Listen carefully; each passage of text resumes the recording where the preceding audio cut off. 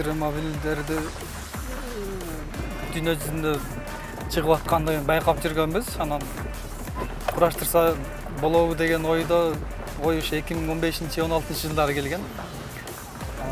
2018 жылы ушул октябрь айында курап жүргүзүп өзүбүз 2018 жылдан бери минип келатабыз. Быйыл 3 жыл болуп калды.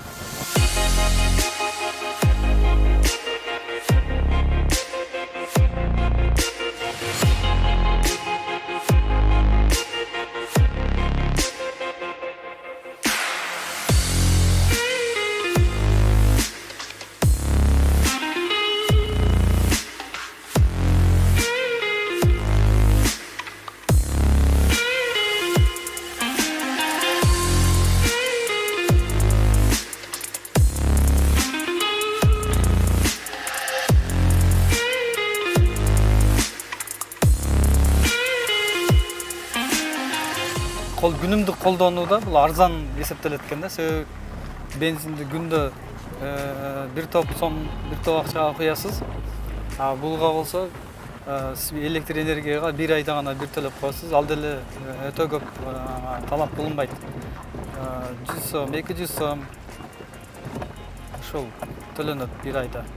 Анан жана айтып өтүп кеткендей, ошо баштапкы баасы кымбат болгондуктан көпчүлүк адамдар ушул машина электромобилдерге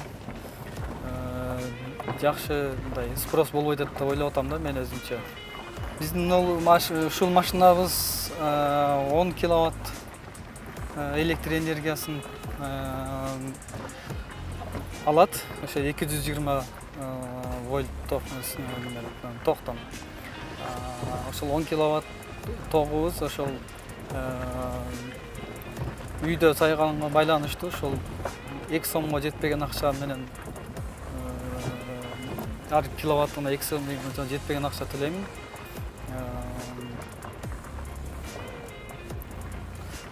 Узактыгы жүрүш алыска ошол 90 километрге чейин жүрсө болот да. Ооба, кадимки унааларда эле өйдө ылдыйда жүрүштү. Биздин ошол механический коробкасын калтырып койгондугубузга байланыштуу ушул өйдө ылдыйга жүрүштүгү өтө жакшы болуп калды бул машинанын. Өзү негизи коробканы коюбастан эле койсо болот экен. Аны үчүн күчтүү мотор коюш керек болот экен.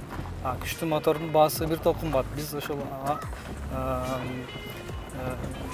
күчү азыраак мотор коюп, коробканы калтырдык да. Ошонун эсебинен азыр кадимки биздин тоолуу аймакта өйдө ылдыйда жүрүп, эч кыйналбай эле жүргөнгө болот да.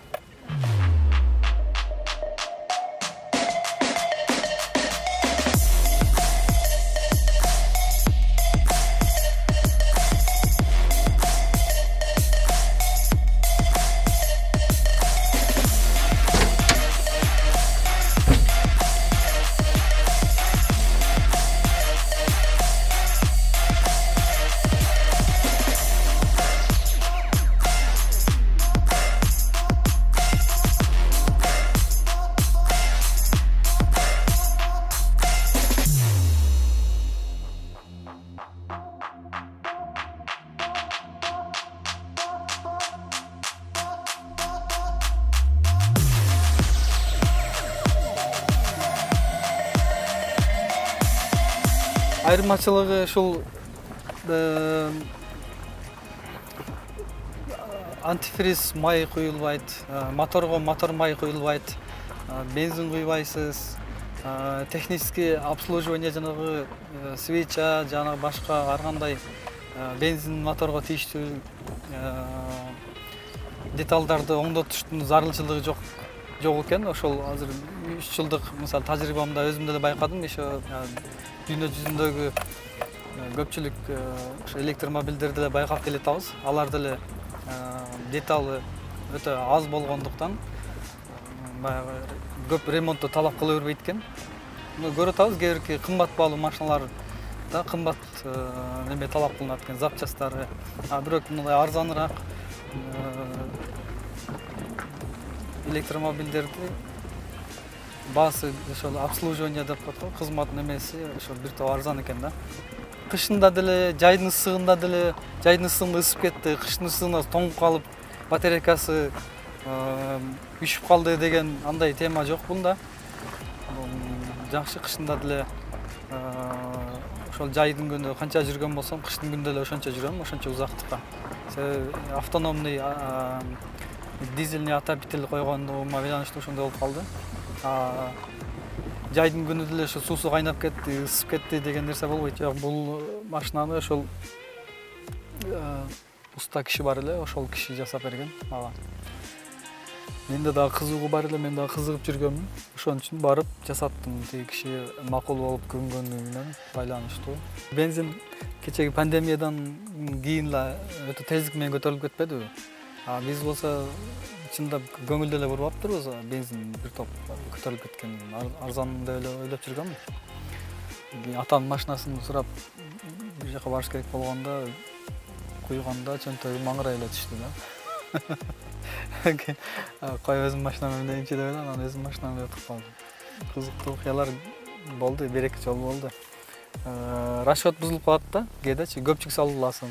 Ошондо энергияны көп талап кылат, потребление этип коет да. Заряд өчүп калып, магазинден же ошол жанагы жолдун боюнда эмне ачык турган болсо барып 10 мүнөткө сайылайынчы десең таң калып калышат да көркүлөрчү. Себеби 10-15 мүнөт сайып алсаң үйүңө жетип барасың да. Ошондой. Ошондойлор көп эле болду.